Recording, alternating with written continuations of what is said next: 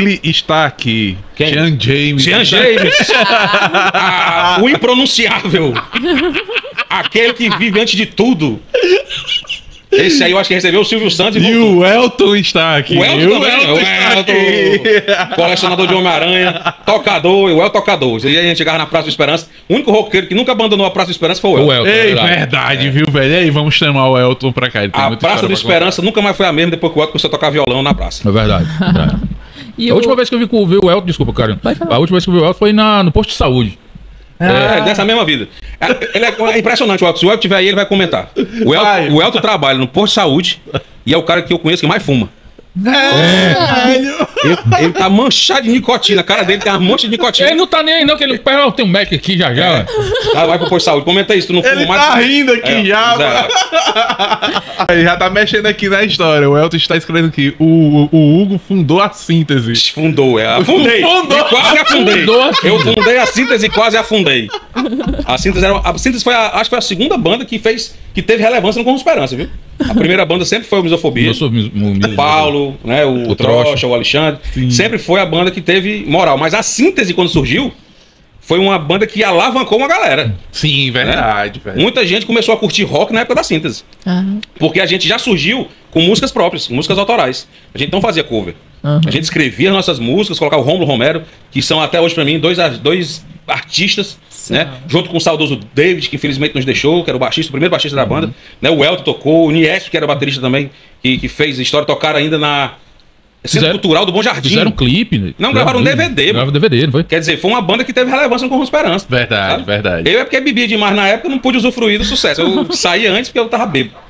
O Romero está aqui. O Romero tá aí. O Romero é um cara que não só assumiu os vocais da banda, como ele levou a banda pra um patamar que aqui em Fortaleza poucas bandas chegaram onde o Síntese chegou depois que o Romero assumiu. Colocou aqui fundador da Síntese, o poeta roqueiro.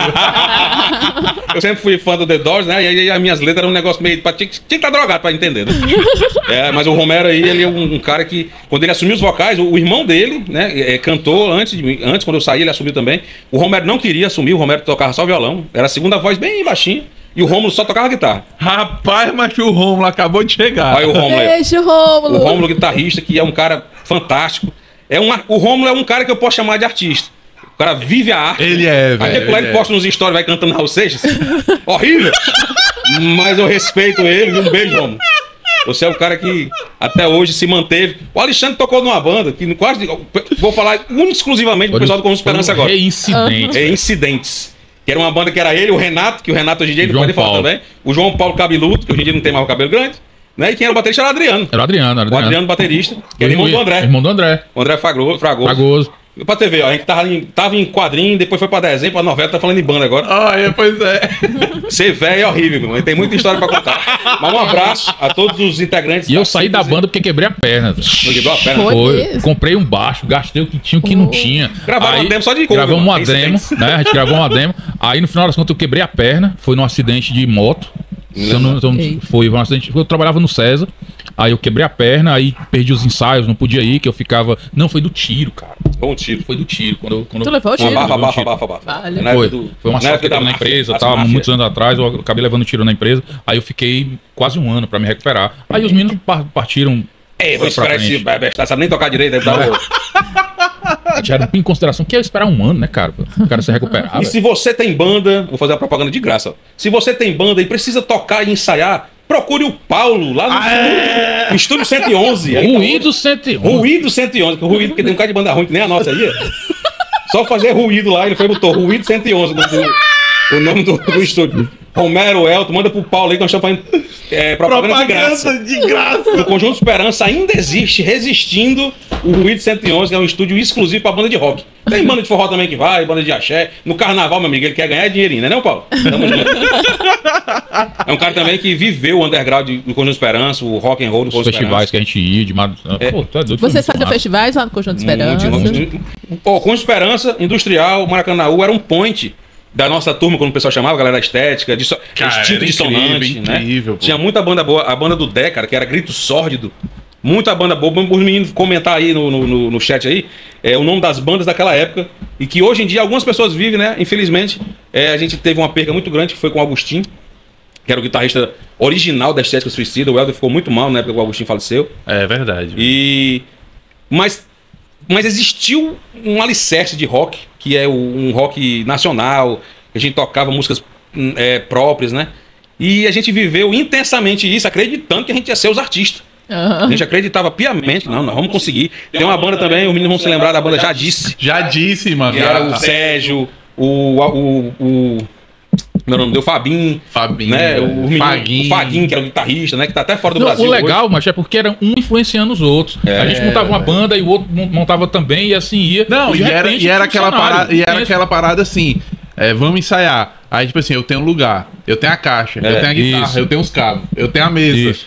E quando via, eu montava. Aí a tinha ensaiado na casa do Edson, banda tinha que ensaiar, porque a caixa era de uma. Então não tinha que esperar, né? Aí todo mundo a gente viveu uma época, cara, que eu não vou dizer que foi igual à época de Brasília, mas a gente viveu uma época muito boa e sadia, porque, por exemplo, a primeira banda que ia ensaiar esperava a segunda banda ensaiar depois, a segunda ficava junto com a primeira esperando a terceira terminar, né? Sim. Até a gente ter um. Não existia um egoísmo. Não tinha. Era e os garrafões de vinho eram baratos.